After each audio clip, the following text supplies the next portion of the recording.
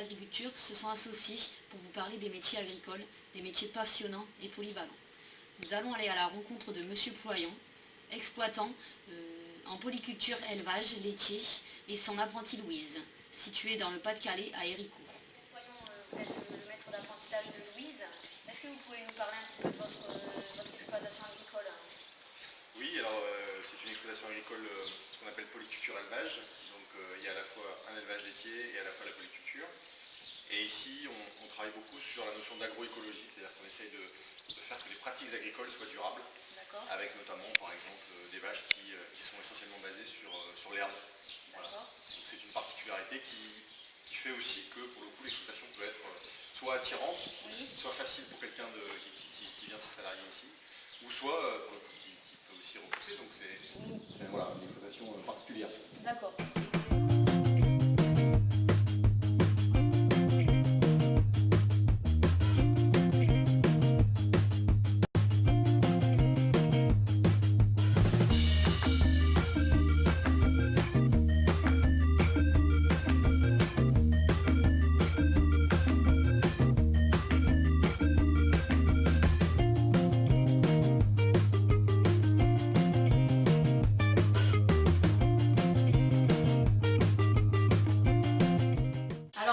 Tu as préféré la voie de l'apprentissage? J'ai choisi l'apprentissage parce que déjà on a beaucoup de pratiques à l'école. D'accord. Donc ça nous aide beaucoup à refaire ce qu'on fait à la ferme, quoi.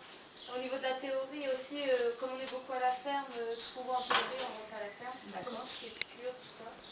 Et puis à l'école j'en avais un peu marre. Là, il n'y a pas beaucoup de cours mathématiques, français, tout ça. Est-ce qu'il y en a encore? Si, on en a. Le français c'est un de nos plus gros poètes. Oui. Donc si on en a quand même. Après, c'est important. Ouais. Et on a des maths aussi, pas pour tout ce qui est statistique. D'accord. Et après, ce qu'on voit à l'école classiquement, technologie, art plastique, tout ça, ça n'existe plus. Là, on a beaucoup de manipulation bovine, manipulation ovine. En deuxième année, on a tout ce qui est sur les porcs, sur les chevaux. Et c'est pas, le fait qu'il n'y ait pas forcément de chevaux ici, c'est pas un problème lors des... Non, parce qu'avec l'école, on y va en fait. D'accord. On va avoir des faux, on va avoir des cochons. Ce qui n'est pas à la ferme peut être vu à l'école. Ouais. Donc c'est quand même beaucoup de pratiques à l'école plutôt que ce que certains jeunes peuvent penser en se disant on retourne à l'école. C'est pas vraiment de l'école. Non, parce que même à l'école, on est souvent sur l'exploitation. Les profs, ils nous emmènent beaucoup sur l'exploitation. Même sur d'autres exploitations, on fait beaucoup de visites. C'est ce que tu aimes aussi, découvrir plusieurs types de fermes. Ah ouais. D'accord.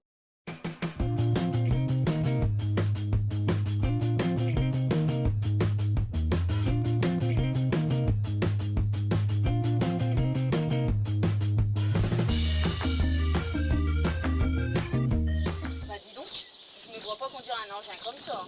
Ça consiste en quoi cet engin?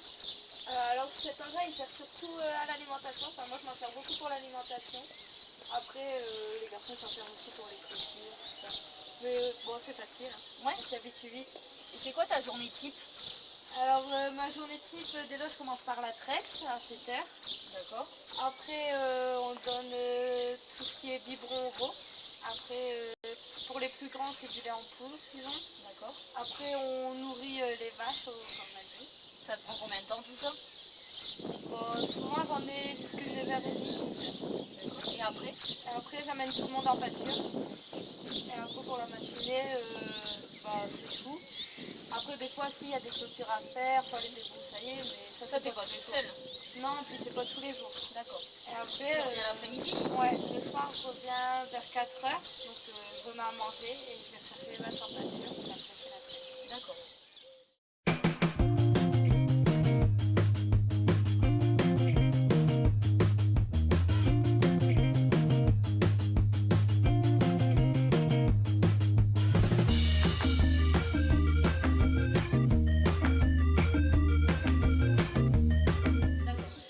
Vous avez pris Louise en apprentissage. Pourquoi vous avez choisi l'apprentissage? Pour deux raisons.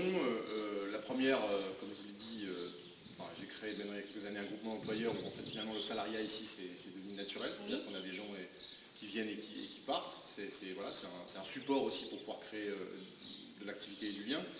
Et puis la seconde, c'est aussi la volonté de transmettre, puisque moi ce métier-là je le vis pas trop mal, je gagne ma vie, je suis heureux de le faire. en tout cas comme je le fais. Et puis l'idée d'essayer de transmettre ça à des jeunes qui ont envie de s'intéresser à l'élevage sous un mode particulier, c'est-à-dire un élevage justement durable.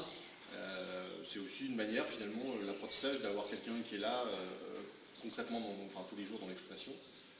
Alors évidemment en alternance avec les cours, mais qui est réellement là, qui en plus étudie le système, puisque pour le coup Louise en BTS a quand même un certain nombre d'exigences par rapport au rapport de stage, au cours, etc.